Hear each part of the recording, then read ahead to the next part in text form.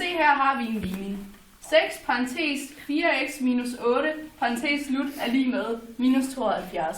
Så det første vi vil gøre i den her ligning, det er at fjerne parenteserne, hvilket vi kan gøre ved at gange 6-tallet ind i parentesen.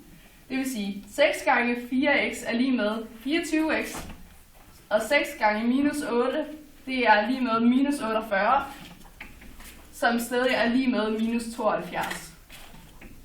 Så nu, det vi vil gøre nu, det er at få x'erne på den ene side af lighedstegnet, og tallene på den anden side. Derfor vil vi fjerne den her ved at sige plus 48, hvilket vi også skal gøre på den anden side af lighedstegnet.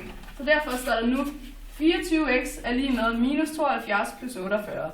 Så det vi gør nu, det er at sige minus 72 plus 48, det er minus 24.